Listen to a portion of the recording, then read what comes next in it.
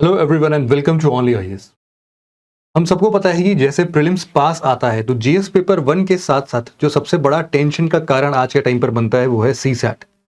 CSAT अपने आप में यूपीएससी का लेवल थोड़ा इंक्रीज कर देता है।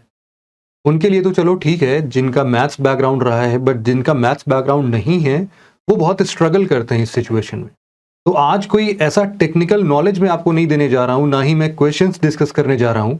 मैं सिंपल स्ट्रैटेजीज आपके साथ डिस्कस करना चाहता हूं कि ऐसे वो कौन से 8 छोटे छोटे पॉइंट्स हैं जिन पे आप कॉमनली भी अगर ध्यान देते हो ना तो सीसैट क्लियर करने के चांसेस आपके बढ़ जाते हैं। आप इनको अपने एग्जामिनेशन हॉल में और प्लस यहां से अभी से आप प्रैक्टिस कर सकते हो। तो ऐसे 8 पॉइंट्स कौन से हैं उनके ऊपर हम एक बार डिस्कशन कर लेते हैं। सबसे पहला पॉइंट जो यहां पर आता है, कैलकुलेशन कंप्लीट करना। It happens to us many a time. जब हम अपने एग्जामिनेशन हॉल में किसी क्वेश्चन की कैलकुलेशन स्टार्ट करते हैं and in the mid we start guessing that कि अच्छा इतना अब इस तरीके से चल रहा है आगे, तो फिर तो पक्का यही आने वाला है, and we tick the answer. और उस सिचुएशन में यूपीएससी हमारे साथ खेल जाता है और इस केस में यूजुअली हम गलत आंसर टिक कर देते हैं। क्यों? क्योंकि हमने अपनी कैलकुलेशन कंप्लीट नहीं की। एक सिचुएशन यहां पर और आता है जिसके बारे में आपको ध्यान होना चाहिए। बहुत बार क्या होता है ना कि यूपीएससी थोड़े ल्यूक्रेटिव से सवाल पूछती है जिसमें कि कैलकुलेशन बहुत ज्यादा इन्वॉल्व होता है। तो अगर 1 मिनट तक आप सॉल्व करते जा रहे हैं और इट सीम्स लाइक कि अभी कैलकुलेशन और जाएगी आगे, आप आधे ही पहुंचे हो, उस सिचुएशन में बिना सोचे समझे, बिना ज्यादा दिमाग लगाए उस क्वेश्चन को छोड़ देना ही सही है। क्योंकि इट विल टेक अराउंड 2, 3 और 4 मिनट्स, और फिर भी पक्का नहीं है कि वो 4 मिनट बाद भी सही आंसर देगा। तो इसीलिए ऐसे सिचुएशन में उसको छोड़ देना। बट जब आंसर निकल रहा हो तो मिड में कैलकुलेशन से गेस मत कर लेना, उस कैलकुलेशन को कंप्लीट कर लेना। अगला जो पॉइंट यहां पर आता है वो है कि अभी से तैयारी करनी। बहुत लोगों ने सीसैट को अपने आखिरी के 10 दिन, 15 दिन, 1 महीने के लिए छोड़ रखा होता है कि भाई उस टाइम पर पढ़ लेंगे, थोड़े बहुत फॉर्मूला रिवाइज कर लेंगे और फिर चले जाएंगे एग्जामिनेशन हॉल में, देखेंगे जो होता है। अगर आप अपने सीसैट को थोड़ा भी सीरियस लेना चाहते हो तो उसके लिए अभी से प्रैक्टिस कर सकते हो। प्रैक्टिस करना बहुत आसान है, आप खुद भी कुछ 1-2 क्वेश्चंस लगा सकते हो। अगर आपको ओनली आईएएस की तरफ से कोई एक हेल्पिंग हैंड चाहिए तो उसके लिए यूसीईपी है, यूपीएससी सीसैट एक्सपर्ट प्रोग्राम 2022। आप इसको ज्वाइन कर सकते हो video.onlyis.in पर जाके। फिलहाल इसमें आपको सारे कंपोनेंट्स तो मिलते ही हैं और साथ ही साथ आपके प्रैक्टिस क्वेश्चंस भी हो जाएंगे और वीडियो सॉल्यूशंस, बाद में फुल लेंथ टेस्ट वगैरह सब कुछ एक सीसैट का कंप्लीट पैकेज है, आप इसको डिटेल से देख सकते हो। तीसरा पॉइंट जो हमारे सामने है वो है कि एलिमिनेशन हमेशा काम नहीं करता है। मैं खुद भी बहुत सारे सीसैट के शॉर्ट्स आपके लिए बना के देता हूं। It happens many a time कि मैं आपको ट्रिक्स बताता हूं और कई बार ऐसा होता है जहां पर मैं ट्रिक्स नहीं बताता हूं, उसको ट्रिवियल मेथड से सॉल्व करके आपको बोलता हूं। दोनों ही सिचुएशन में एग्जामिनेशन हॉल में ये परसीव करना बहुत जरूरी है कि किस क्वेश्चन को हमें ट्रिक से लगाना चाहिए, किसको नहीं लगाना चाहिए। अब वो ऐसा नहीं है कि एग्जाम हॉल में बैठोगे ना आपको उसी दिन रियलाइज होगा, ऐसा बिल्कुल भी नहीं है। आप उसके लिए अभी से प्रैक्टिस करते हो। जैसे मैं बहुत बार वीडियोस अपडेट करता हूँ, छोटे छोटे ट्रिक्स अपडेट करता हूँ, तो बहुत सारे कमेंट्स नीचे आते हैं ये बोलते हुए ना कि सर दिमाग ना एग्जामिनेशन हॉल में ऐसे काम नहीं करेगा। मैं भी मानता हूँ बिल्कुल नहीं काम करेगा। क्यों नहीं काम करेगा? क्योंकि आपने प्रैक्टिस ही नहीं की है। वहां पर आपको कोई वरदान नहीं मिल जाएगा एग्जामिनेशन हॉल में कि आप पेपर देने आए हो तो आपका दिमाग जो है बिल्कुल से वाइड ओपन हो जाए और सारी चीजें याद आ जाए। आपको उसके लिए प्रैक्टिस करनी पड़ती है। तो अगर आपको ये चीज चाहिए कि किस पे एलिमिनेशन ट्रिक लगानी है, किस पे नहीं लगानी है, उन सभी चीजों के लिए आपको प्रैक्टिस करना पड़ेगा। Not with CSAT, even with GS papers, वहां पर भी सभी सब्जेक्ट्स के लिए आपको प्रैक्टिस करना बहुत जरूरी है। चौथा सीसैट का इंपॉर्टेंट पॉइंट आता है कि कैलकुलेटर हमेशा आपको स्लो डाउन करता है। अभी क्या कर रहे हो, आप प्रैक्टिस करने बैठते हो ना, you keep on your mobile और आप फटाफट से कैलकुलेटर ऑन करके उसमें कैलकुलेशन करके देख लेते हो। अच्छा ठीक है, ये ट्रिक तो मेरे को आता है, क्वेश्चन मेरे से सॉल्व हो जाएगा, आंसर मिल गया, जो कैलकुलेटर की स्क्रीन पर है वो ऑप्शन में है, ठीक है, मतलब एग्जामिनेशन हॉल में डन, काम अपना खत्म। ये मिस्टेक मत करना, क्योंकि आप कैलकुलेटर का यूज करके ना अपने दिमाग को स्लो डाउन कर रहे हो। स्लो डाउन करने का मतलब क्या है कि एग्जामिनेशन हॉल में जहां पर आप 50 क्वेश्चन सॉल्व करते होगे ना, वहां पर हार्डली आप 35 से 40 क्वेश्चन ही सॉल्व कर पाओगे और सिलेक्शन होने के चांसेस थोड़े कम हो जाते हैं। तो इसीलिए ये गलती मत करो। जितना ज्यादा अपने दिमाग की एक्सरसाइज करोगे वो उतना स्ट्रांग बनेगा और आपके एग्जामिनेशन हॉल में आपके साथ रहेगा। तो इसीलिए कैलकुलेटर्स को अवॉइड कर दो, क्योंकि एग्जामिनेशन हॉल में कैलकुलेटर्स अलाउड नहीं है। प्रैक्टिकल सिचुएशन हमेशा हर किसी के लिए वर्क करता है। पांचवा पॉइंट यहां पर बहुत ईजी सा है कि फॉर्मूलाज में नॉट सेव यू ऑलवेज।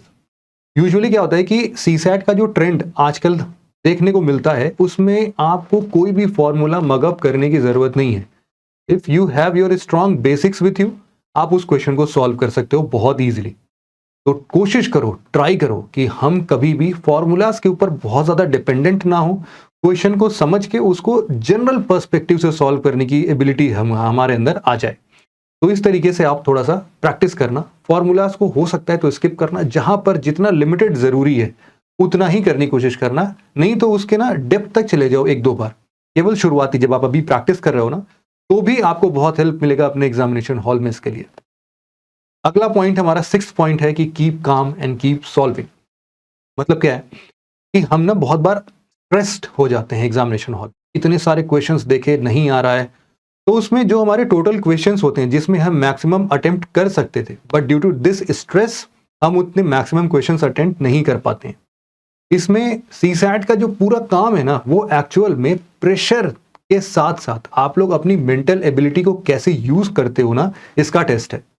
तो सीसैट में definitely you are going to be stressed, लेकिन आपको उसको जितना कम फील कर पाओगे, आप उतना रिलैक्स्ड वे में ज्यादा से ज्यादा क्वेश्चन अटेम्प्ट करके आओगे। इट मे बी पॉसिबल, बहुत सारे लोगों के साथ ऐसा होता है कि 2 घंटे में वो हार्डली 30, 32, 35 क्वेश्चन ही अटेम्प्ट कर पाते हैं। जिनकी एफिशिएंसी बहुत अच्छी है उनके लिए तो चलो ये नंबर्स ठीक है, बट जिनकी एफिशिएंसी उतनी बढ़िया नहीं है, हो सकता है कि इस 32 से 35 क्वेश्चंस अटेम्प्ट करने के बाद आपके 8-10 क्वेश्चंस गलत हो जाए और इस तरीके से आप प्रीलिम से ही बाहर आ जाओगे। तो ऐसे मिस्टेक्स मत करना, अपने आप को शांत रखना और मैक्सिमम क्वेश्चन अटेम्प्ट करने की कोशिश करना, जिससे कि 33% क्वालिफाइंग मार्क्स आपका इंश्योर हो सके इसमें। अगला पॉइंट आता है हमारा ईगोइज्म, और सच में ये पेनफुल होता है हमारे लिए। बहुत बार क्या होता है, यूपीएससी आपके साथ ट्रिक करती है, ऐसे क्वेश्चंस देती है जिसमें आपको लगता है कि वो सिंपल मल्टीप्लिकेशन, सिंपल डिवीजन कर देते हैं। ये मल्टीप्लिकेशन डिवीजन मैं नहीं कर पाऊंगा तो और कौन करेगा।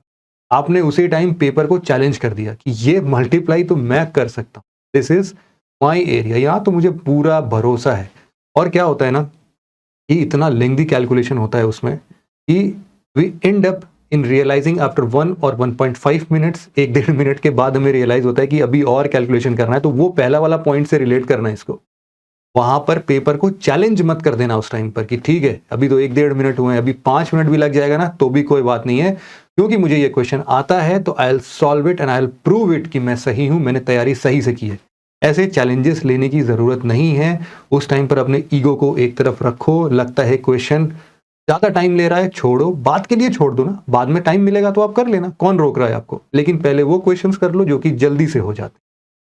और आखिरी पॉइंट हमारा है माइंड वर्सेस स्ट्रेस का। इसमें आप देखोगे कि बहुत बार आप स्ट्रेस्ड फील करते हो। इस सिचुएशन में क्या होता है ना कि आप स्ट्रेस में तो हो, लेकिन आपको लगता है कि पेपर में अगर कुछ भी लिखा ना मैंने तो गड़बड़ हो जाएगी। आप अपने माइंड में कैलकुलेशन करना स्टार्ट कर देते हो, and this is where you miss something. आप स्ट्रेस में ऑलरेडी हो, आपका माइंड ऑलरेडी डाइवर्टेड है, आपका माइंड ऑलरेडी ऑक्यूपाइड है कहीं पर, आप परेशान हो, लेकिन फिर भी अगर माइंड में कैलकुलेशन कर रहे हो उस टाइम पर ना, तो दिक्कत हो सकती। ऐसे सिचुएशन जब आपको लगे कि नहीं आप अभी स्टेबल नहीं हो पा रहे हो, तो उस केस में मैथ्स के जितने भी क्वेश्चंस बन रहे होंगे उनको कोशिश करना कि हम लिख के सॉल्व कर लें। अब लिखने का मतलब ये नहीं है कि आप पूरा स्टेटमेंट लिख रहे हो कि let there be X oranges, ऐसे नहीं लिखने हैं।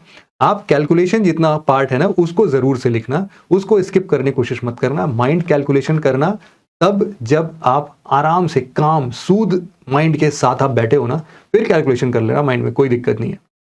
तो आशा करता हूं कि इतने पॉइंट्स पर आप ध्यान दोगे और ये सारे पॉइंट्स आपको कहीं ना कहीं आपके इस प्रीलिम्स एग्जामिनेशन को क्लियर करने में मदद करेगा। तो इस छोटे से वीडियो में बस इतनी ही इंफॉर्मेशन थी। Thank you very much for listening it very patiently friends. Have a nice day.